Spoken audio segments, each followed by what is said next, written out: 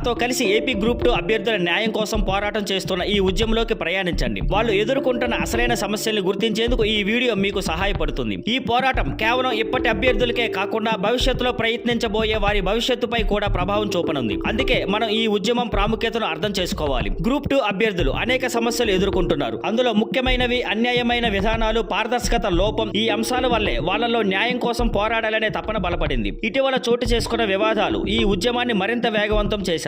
అభ్యర్థులు ఒకరికి ఒకరు మద్దతు ఇస్తూ తమ అనుభవాలను పంచుకుంటూ ఈ సమస్యలను వెలుగులోకి తీసుకొచ్చే ప్రయత్నం చేస్తున్నారు. వినియోగదారుల్ని నమ్మించే బాధ్యత ఉన్న అధికార వ్యవస్థపై నమ్మకం తగ్గిపోవడం వల్ల ఈ నిరసనలు మొదలయ్యాయి. అన్యాయానికి గురైన అనేక ఉదాహరణలు బయటకు వచ్చాయి. అభ్యర్థులు తమ బాధలను సోషల్ మీడియా వేదికగా పంచుకుంటూ తమ ఆవేదన వ్యక్తపరిచారు. ఈ పోరాటంలో ఎంతో మంది ఒకటయ్యారు. పారదర్శకత కోరుతూ న్యాయాన్ని డిమాండ్ చేస్తూ తమ హక్కుల కోసం నిలబడ్డారు. కొన్ని ముఖ్యమైన సమస్యలలో అసమానమైన మూల్యాంకనాలు, క్లియర్ గైడ్ లైన్స్ లేకపోవడం వల్ల అభ్యర్థులు అయోమయానికి గురై వ్యవస్థపై అసహనం వ్యక్తం చేస్తున్నారు. ఒక పెద్ద మలుపు ఎప్పుడొచ్చిందంటే ఒక గ్రూప్ అభ్యర్థులు నేరుగా నిరసనలో పాల్గొని తమ గొంతు వినిపించే ప్రయత్నం చేయడమే. ఇది ఉద్యమానికి కొత్త స్ఫూర్తిని తెచ్చింది. కొన్ని లీడర్స్ ఎదుగుతూ పోరాటానికి డైరెక్షన్ ఇచ్చారు. నెగోషియేషన్స్ మొదలయ్యాయి. పారదర్శకత కోసం డిమాండ్లు పెరిగాయి. ఇది అభ్యర్థుల అభిమతాన్ని పెంచింది. ఇప్పుడు వారి గొంతు ఎవరు నిర్లక్ష్యం చేయలేరు. ఈ ఉద్యమానికి స్పష్టమైన సందేశం ఉంది. అభ్యర్థులు ఇకపై అన్యాయాన్ని సహించరు. న్యాయం, పారదర్శకత కావాలి. వాళ్ళ ఆత్మస్థైర్యం, పట్టుదల చూస్తే ఇది మార్పుకు దారి తీసే ఉద్యమంగా మారుతుంది. మీరు కూడా ఒక గ్రూప్ 2 అభ్యర్థి అయితే మీ కథని కామెంట్స్ లో షేర్ చేయండి. మనమందరం కలిసినప్పుడే మార్పు సాధ్యం.